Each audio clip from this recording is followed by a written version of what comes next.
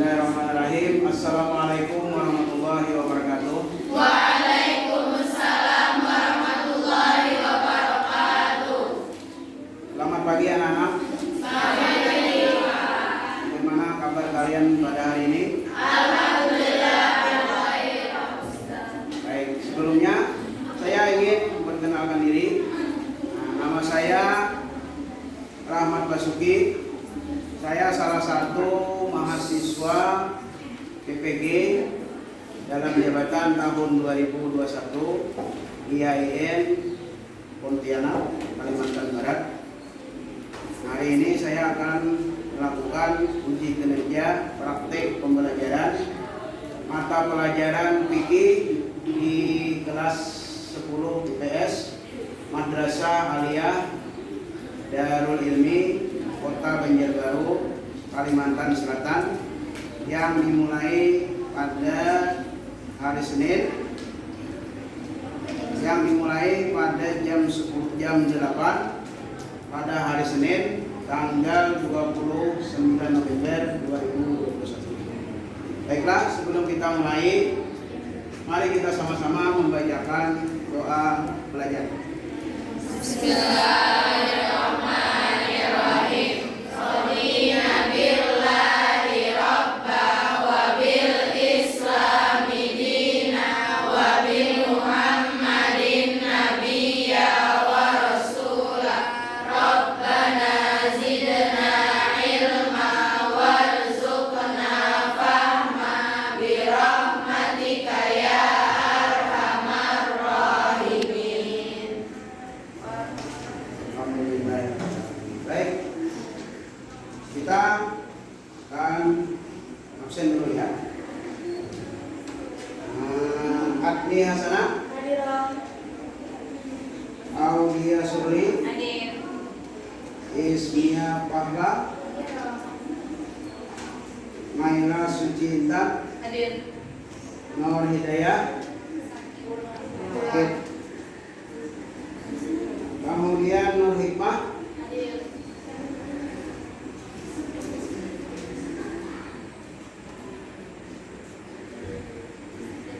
baik, sebelum itu persiapkan buku materi pembelajaran kalian dan alat-alat tulisnya.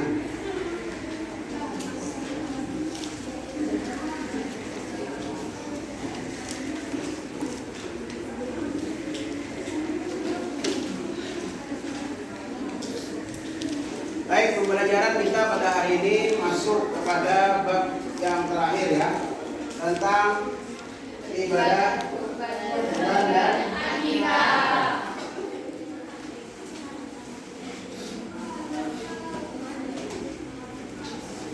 jadi ibadah kurban dan akikah. Yang pertama itu mengenai ibadah kurban dan yang kedua mengenai ibadah akikah. Pada hari ini kita akan membahas mengenai ibadah kurban dulu ya. Ibadah kurban. Sebelum itu, mari kita lihat tujuan pembelajaran kita pada hari ini adalah pertama menjelaskan definisi kurban dan sejarah dengan benar ya. Kemudian menyebutkan dasar hukum pelaksanaan kurban dengan benar. Ketiga, menganalisis syarat hewan untuk kurban dengan baik. Empat, menganalisis pembagian dengan tepat. Kelima, menganalisis hikmah dan tepat. Dan keenam, menentukan cara dengan baik dan benar. Jadi nanti ada diskusi kelompok ya di akhir sesi nanti, setelah kita menguraikan penjelasan yang 5 di atas.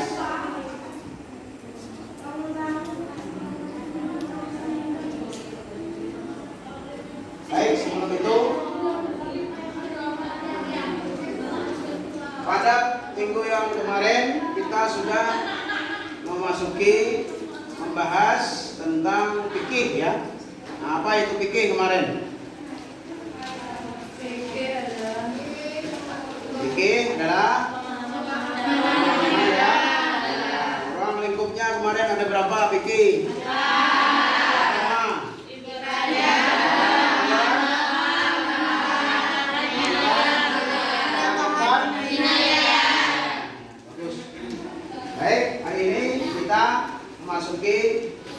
tentang ibadah kurban.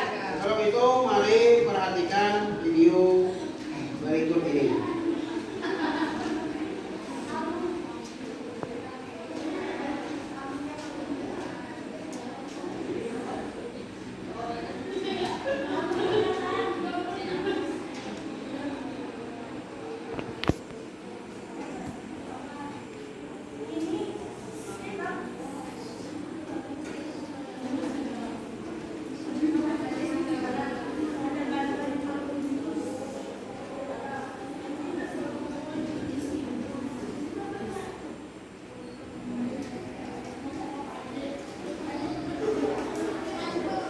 Baik, masuk pada pembahasan yang pertama, itu adalah definisi kurban dan sejarahnya. Tolong dibaca. Silakan.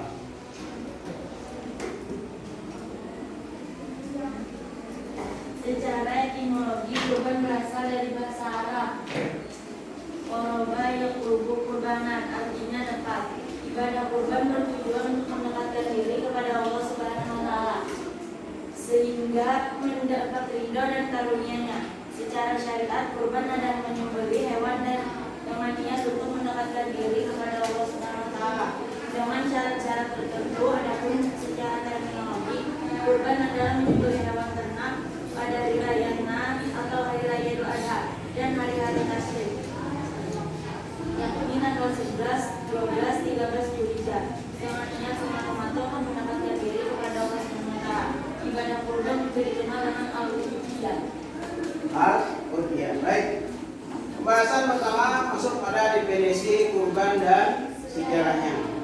Jadi secara etimologi, kurban berasal dari bahasa Arab, yaitu qaraba yaqrubu qurbanan, yang artinya dekat. Kemudian ibadah kurban bertujuan untuk mendekatkan diri kepada Allah, sehingga mendapat ridha dan karunia. Jadi secara etimologi, kurban artinya dekat, yaitu mendekatkan diri kepada Allah untuk mendapatkan ridha dan karunia. Kemudian secara syariat, kurban adalah menyembelih hewan dengan niat untuk mendekatkan diri kepada Allah dengan syarat-syarat tertentu. Adapun secara terminologi, kurban adalah menyembelih hewan ternak pada hari Nahar. Nahar itu atau hari raya Idul Adha dan hari-hari tasyrik, yakni tanggal 11, 12, 13 Zulhijjah. Jadi penyembelihan kurban itu selain daripada bulan Zulhijjah, itu bukan kurban namanya ya. Jadi dimulai setelah selesai sholat Idul Adha sampai tanggal 13 Zulhijjah. Jadi pada hari itu antara berapa? Tanggal waktunya 4 hari ya, sekitar 4 hari waktunya diperbolehkan menyembelih hewan kurban.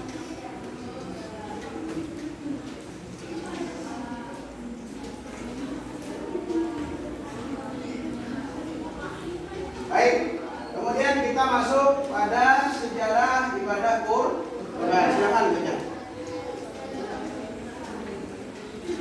Sejarah ibadah kurban dimulai pada masa Nabi Ibrahim alaihissalam yang mendapat perintah dari Allah Subhanahu wa taala untuk mengorbankan putranya Nabi Ismail alaihissalam.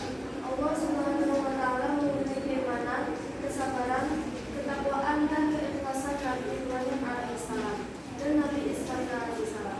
Allah Subhanahu wa taala menyuruh Nabi Ibrahim alaihissalam dan Nabi Ismail alaihissalam. Kemudian mengganti Nabi Ismail alaihissalam yang hendak dikorbankan dalam seekor domba untuk disembelih. Peristiwa inilah yang Sudah? Baik. Ada yang bisa menjelaskan secara singkat sejarah tentang ibadah kurban?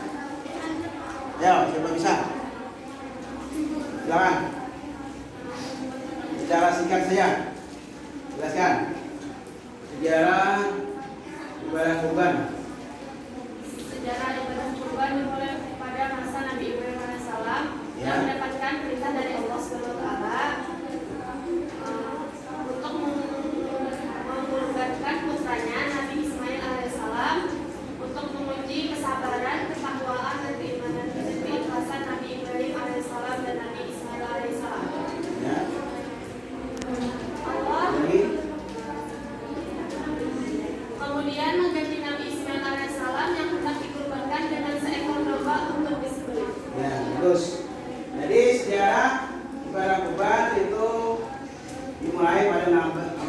Nabi Ibrahim yang diperintahkan oleh Allah untuk menyembelih putranya bernama Nabi Ismail. Jadi dengan ketaatan, dengan kepatuhan Nabi Ibrahim dan dengan keikhlasan Nabi Ismail untuk disembelih, Allah memberikan ganti Nabi Ismail tadi diganti dengan seekor domba.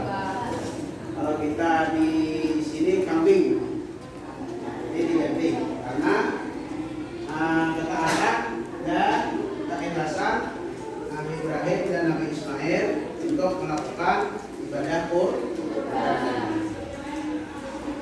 Baik. Kemudian kita masuk pada pembahasan yang kedua, yaitu dasar hukum pelaksanaan kurban. Silakan yang di belakang baca.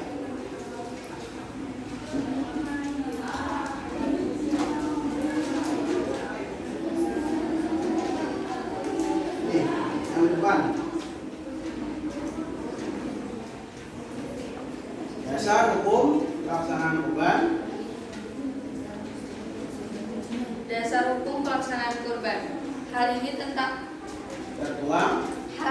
tertuang dalam surah Al-Kautsar ayat 1 sampai 2. Berikut ini. Inna a'tayna al-kautsar fasholli li rabbika wanhar. Yang artinya, sesungguhnya kami telah memberikan kepadamu nikmat yang banyak, maka dirikanlah salat karena Tuhanmu dan berkurbanlah. Quran surah Al-Kautsar ayat 1 sampai 2. Ya, baik. Jadi dasar hukum pelaksanaan kurban itu tertuang di dalam surah Al-Kautsar ayat 1 sampai 2. Berbunyi inna a'tainakal kautsar li rabbika wanhar. Jadi wanhar ini yang perintah kurban. Jadi tertuang di dalam situ. Jadi perintahnya untuk melaksanakan kurban. Kemudian berdasarkan dalil-dalil di atas, para ulama memiliki pendapat yang berbeda tentang hukum berkurban umat Islam. Jadi perbedaannya ada berapa di sana perbedaannya? Sebutkan. 1. Perbedaan hukum menurut ulama-ulama yang lain. 1. Hukum wajib bagi orang yang berlapangan. Hukumnya wajib bagi orang yang berlapangan. Yang kedua, apa lagi hukumnya? Hukumnya sunnah muakkad berdasarkan sabda Nabi Muhammad SAW. Terus baca. Hukum sunnah muakkad merupakan pendapat dari jumhur mayoritas ulama, yaitu Imam Malik, Imam Syafi'i, Ahmad bin Hanbal, dan Imam Bukhari. Ya, jadi hukum yang pertama adalah wajib asal orang tersebut mempunyai kelapangan, jadi berkelebihan hartanya, jadi dia wajib melaksanakan ibadah kurban. Itu hukum yang pertama. Adapun yang kedua adalah sunnah muakkad. Ini berdasarkan sabda Rasulullah SAW. Kebanyakan dari kita di Indonesia ini itu melaksanakan hukum yang kedua, yaitu sunnah muakkad, karena itu adalah kesepakatan atau jumhur para ulama. Jadi itu sifatnya tidak wajib bagi siapa yang ingin melaksanakan, baik itu yang berkecukupan harta ataupun yang taraf ekonominya menengah ke bawah ya.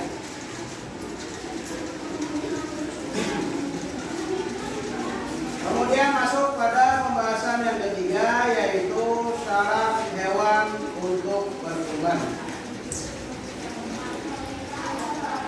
Nah, silakan baca. Nanti. Syarat hewan untuk berkurban. Hewan yang akan dikurbankan harus memenuhi syarat, yaitu hewan ternak dan milik sendiri. Hewan untuk ibadah kurban adalah unta, sapi, domba, dan kambing. Baik, ayo siapa yang bisa menjelaskan syaratnya? Menjelaskan. Silakan. Jelaskan secara terperinci saja. Apa syaratnya? Syarat untuk hewan berkurban. Hewan yang akan dikurbankan harus memenuhi syarat hewan ternak dan milik sendiri. Untuk ibadah kurban adalah unta, sapi, domba, dan kambing. Nah, baik. Jadi Jadi syaratnya adalah hewan tersebut milik sendiri. Jadi milik sendiri, baik itu dia membeli ataupun dia memelihara sendiri, bukan punya orang lain yang sembelih ya.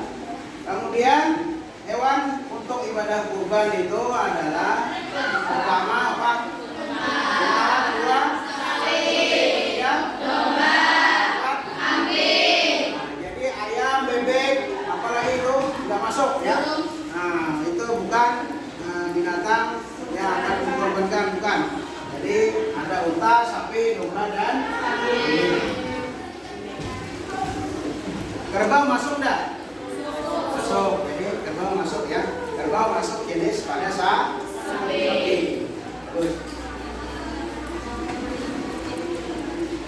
Kemudian mari kita lihat ada ketentuan umur hewan kurban itu. Yang pertama apa beda ketentuannya? Ketentuan umur hewan kurban 1.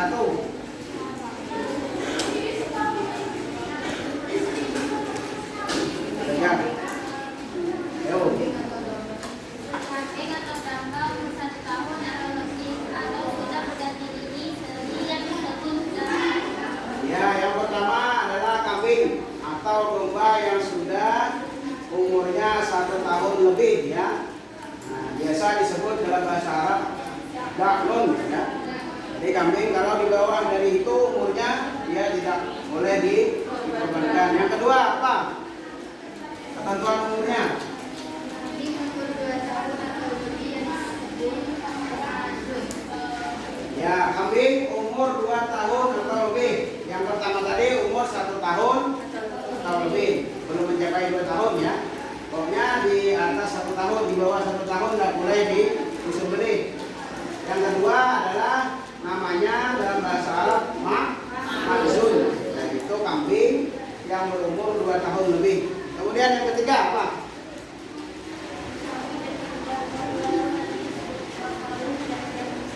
Atau jamasun. Jadi yang ketiga adalah sapi atau kerbau.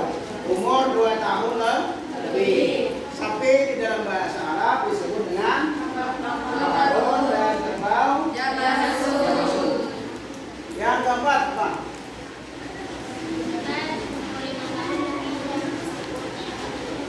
Ya, unta yang terakhir, ketentuan umur hewan kurban yang terakhir adalah unta umur 5 tahun lebih atau disebut induk.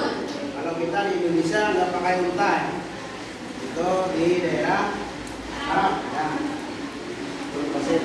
Kita kebanyakan sapi atau kambing. Ini di sana ada ketentuannya. Kemudian hewan kurban yang hendak disembelih harus memenuhi kriteria. Apa-apa saja kriterianya? Pertama sebutkan. Ya, pertama badannya gemuk dan berlemak. Jadi sapinya tidak kurus. Siapa juga yang mau membeli sapi kurus untuk dikurbankan.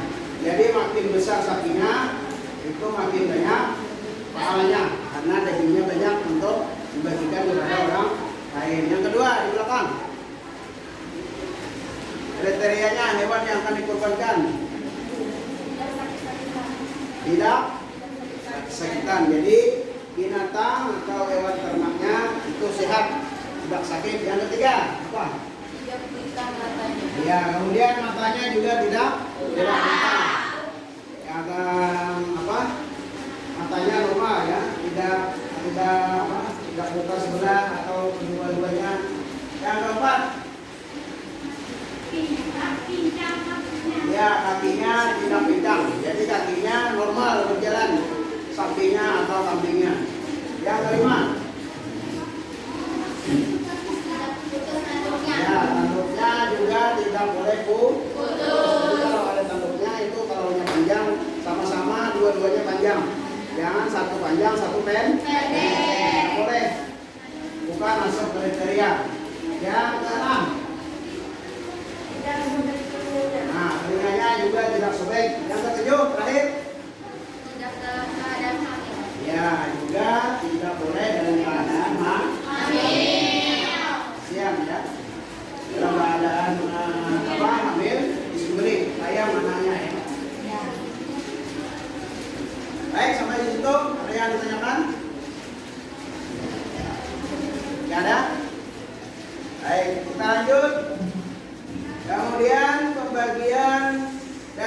kurban.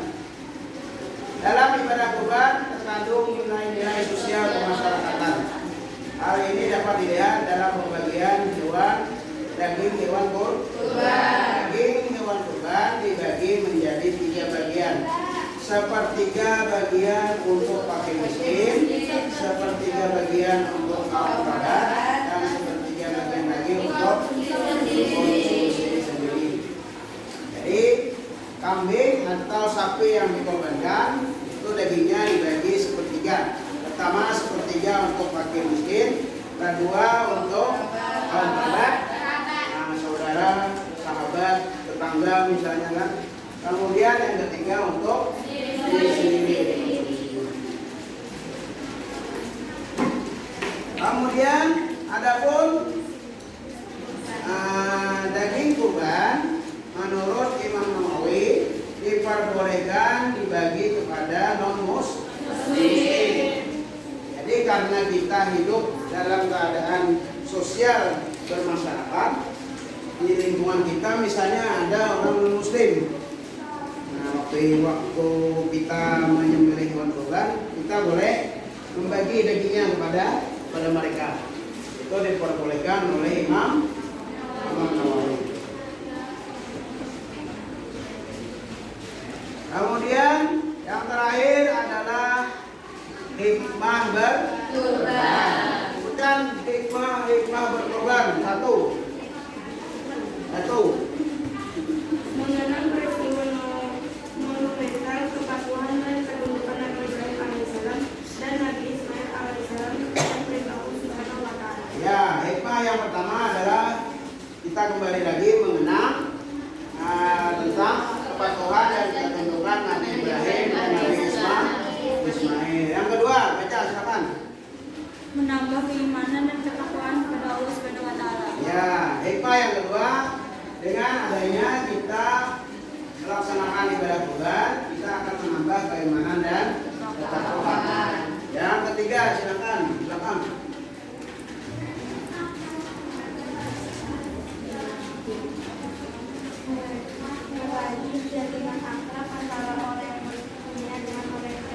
Ya, jadi dengan adanya hikmah ibadah kurban, kita akan saling merajut jalinan akrab antara yang kaya dan yang miskin.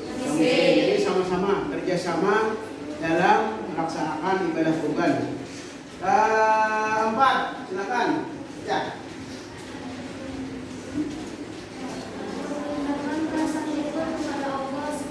Ya, itu juga termasuk hikmah berkurban, menunjukkan rasa syukur kita kepada Allah. Yang kelima, silakan.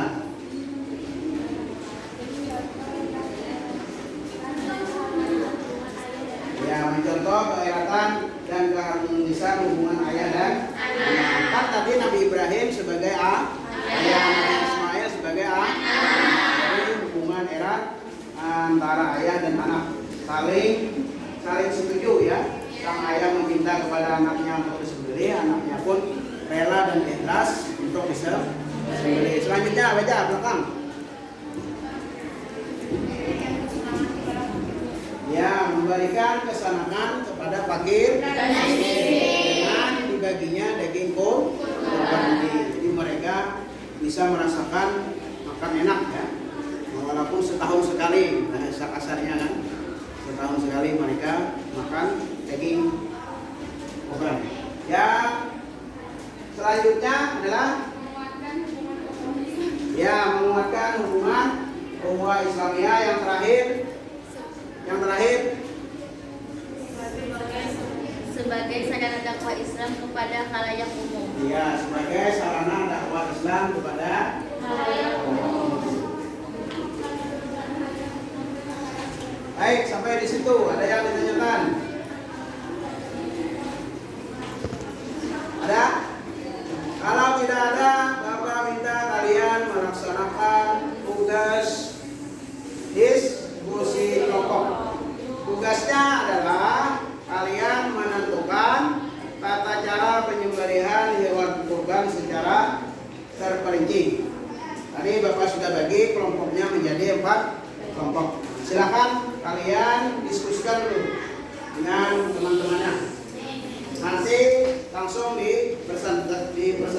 ya. Kelompok yang lain boleh memberikan pertanyaan atau tanggapan yang lain. Silakan. Bapak beri waktu 5 menit.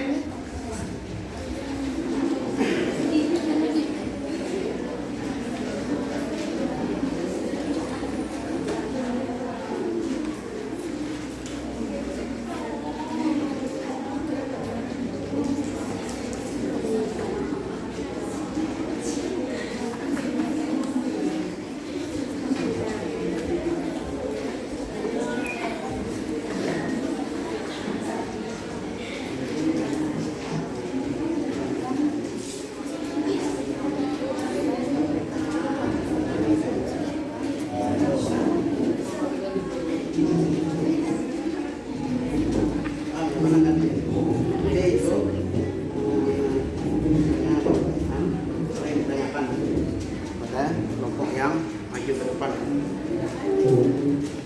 Sudah siap? Baik, silakan kelompok yang di depan. Presentasikan dulu. Ayo. Tentang menentukan tata cara penyembelihan hewan kurban. Mana-mana rekannya? Ini kelompok yang di depan sini. Ya, cukup berdiri. Satu berdiri kan ini kelompoknya kan. Nah, silakan baca hasil diskusinya baca. Assalamualaikum warahmatullahi wabarakatuh. Waalaikumsalam warahmatullahi wabarakatuh. Saya perwakilan dari kelompok 2 ingin menyampaikan sebuah diskusi tata cara penyembelihan hewan kurban. Adapun tata cara yang kami susun, yang pertama, penyembelihan harus beragamakan orang Islam. Khusus untuk hewan kurban, disunahkan penyembelihannya adalah orang yang berkurban sendiri. Kalau tidak bisa, maka boleh diwakilkan kepada orang muslim yang sudah ahli dalam menyembelih hewan kurban. Penyembelihan hewan kurban hendaklah dilakukan dengan membaca basmalah dan membaca takbir. Selanjutnya, alat untuk menyembelih benda tajam. Tidak boleh menggunakan gigi, kuku, dan tulang. Alat yang akan dipakai untuk menyembelih hewan kurban hendaklah ditajamkan terlebih dahulu sebelum melakukan penyembelihan supaya hewan kurban tidak bersengat sakit saat disembelih. Kemudian, memotong 2 urat yang ada di kiri dan kanan leher agar hewan kurban tersebut lekas matinya, tetapi jangan sampai putus lehernya, maka akan makruh. Kemudian, hewan yang disembelih hendaknya digulingkan ke sebelah kiri tulang rusuknya agar mudah saat penyembelihannya. Dan yang terakhir, hewan yang disembelih disunahkan dihadapkan ke arah kiblat. Demikian diskusi tata cara penyembelihan hewan kurban yang dapat kami susun pada hari ini. Dan saya persilakan kepada kelompok lain, ada yang ingin bertanya. Ya, kelompok yang lain ada yang menanggapi atau bertanya. Silakan. Kami dari kelompok 4 ingin bertanya, apakah boleh orang yang akan menyembelih memperlihatkan alat untuk menyembelih kepada hewan tersebut? Bagaimana hukumnya perkara tersebut? Ya, silakan jawab. Baiklah, saya akan memberi jawabannya.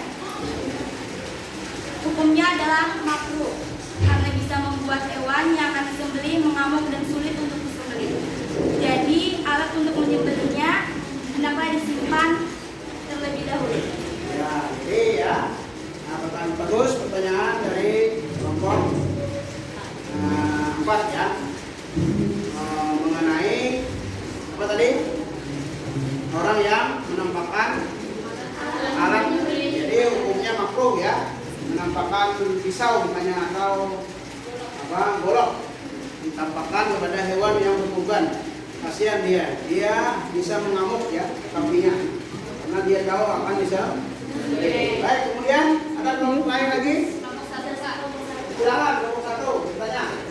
Apakah sah atau halal daging hewan kurban yang disembelih oleh orang yang lupa membaca basmalah saat menyembelih hewan kurban tersebut? Silakan jawab. Baik, jawabannya, daging hewan kurban yang disembelih dengan dengan kelupaan membaca basmalah saat penyembelihan, hukum penyembelihannya sah dan daging tersebut juga halal dimakan asalkan orang yang menyembelih tersebut beragama Islam. Ya, bagus.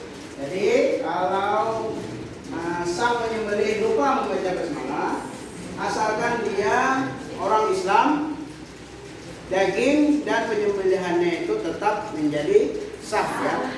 Boleh, jadi dagingnya halal dimakan. Walaupun dia lupa membaca basmalah, karena dia sudah beragama Islam. Ada lagi yang ditanyakan? Baik, kalau tidak ada silakan ditutup untuk Demikian diskusi tata cara penyembelihan hewan kurban yang dapat kami susun pada hari ini. Saya mewakili dari kelompok tua menutupnya. Demikian, Assalamualaikum warahmatullahi wabarakatuh. Terima kasih kepada kelompok tua yang telah menyampaikan presentasi tentang ketentuan tata cara menyembelih hewan kurban.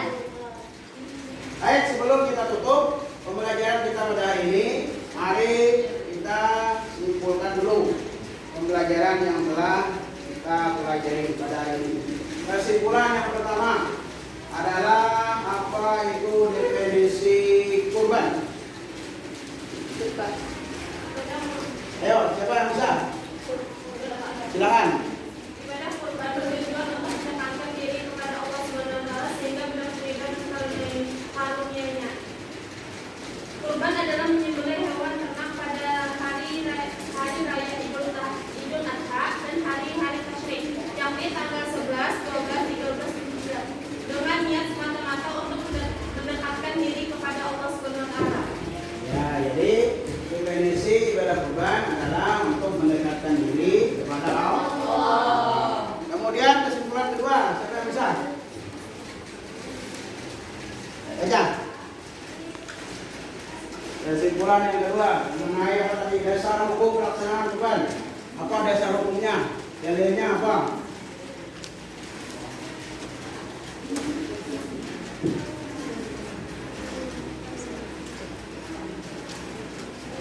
Yo. Dasar hukum kurban. Nah. Adalah apa tadi? Surah apa tadi? Sebagai sarana mendekatkan diri kepada Allah yang tertuang dalam surah Al-Kautsar ayat 1 sampai 2. Apa tentunya apa? Bismillahirrahmanirrahim. Inna a'tayna al-kautsar fasholli lirabbika wanhar. Ya, jadi dasar hukumnya masuk pada surah Al-Kautsar. Kemudian kesimpulan ketiga, silakan. Syaratnya tadi apa? Syarat hewan untuk berkurban. Apa tadi syaratnya? Syarat hewan untuk kurban. Hewan yang akan dikurbankan harus memenuhi syarat, yaitu hewan ternak dan milik sendiri. Hewan untuk ibadah kurban adalah unta, sapi, domba, dan kambing. Ya, betul. Kemudian kesimpulan yang terakhir mengenai hikmah. Ada berapa tadi hikmahnya? Siapa yang bisa? Ada berapa? Pertama,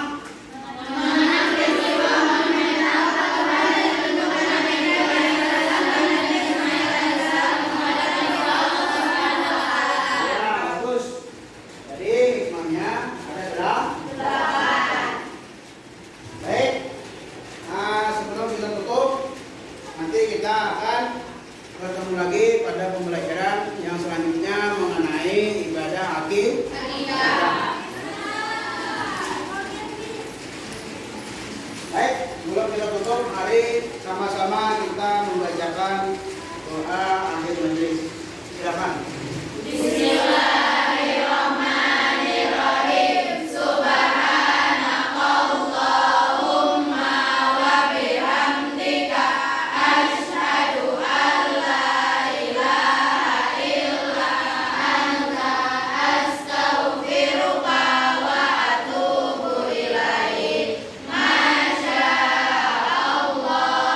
La haula